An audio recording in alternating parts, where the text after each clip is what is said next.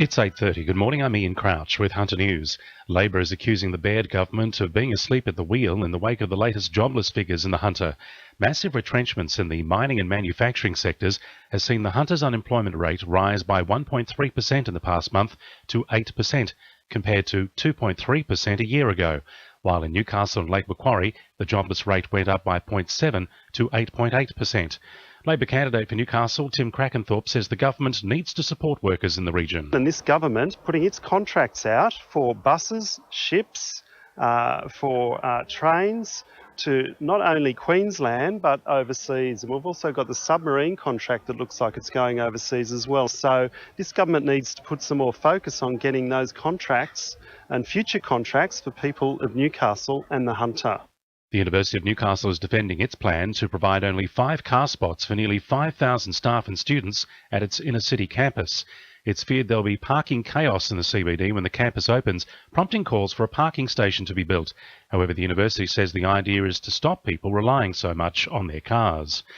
The Maitland community is being urged to have their say on the state government's plan to unlock $20 billion for infrastructure. The funds will become available as a result of the long-term lease of roughly half the electricity poles and wires network.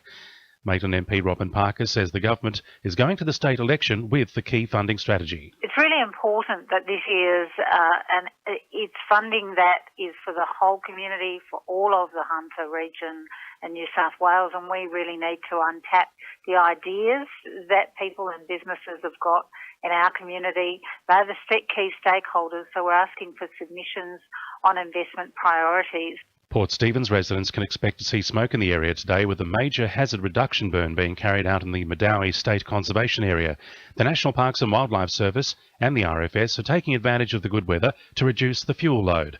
The burn will take place south of Old Swan Bay Road. A crackdown on illegal mattress dumping by Port Stephens Council and the introduction of drop-off days are being credited for a 300% reduction in illegal dumping. Residents can now dispose of unwanted mattresses at 6 drop-off days a year, where they are then broken down for recycling. Waste Compliance and Strategy Coordinator Nick Jones says knowledge of the penalties for dumping is also deterring offenders. The penalties involved in transporting and dumping illegal waste range from $2,000 to $8,000. Depending on whether it's issued to an individual or a company involved.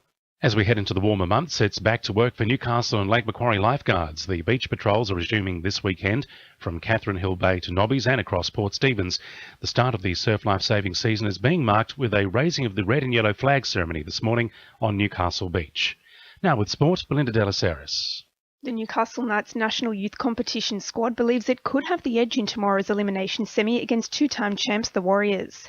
It comes after star trio Sione Matatia, Jake Mamo and Joseph Tapine were cleared to play, following their return from elbow, back and ankle injuries respectively.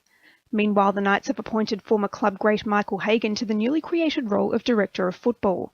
He'll manage the player list and recruitment, implement leadership programs and help to develop an elite coaching environment. And the Jets could be another step closer to securing a buyer following the return of their 3-man delegation from a week of meetings with English club officials. Chief Executive Robbie Middleby, Assistant Coach Michael Bridges and former Hunter Sports Group CEO Troy Palmer are expected to issue a statement on their progress later today. It's believed Thai billionaire and Leicester City owner Vichai Srivaddhanaprabha is the top contender to purchase the club. That's sport. I'm Belinda De La Ceres. To a new RFM News Time, 26 to 9.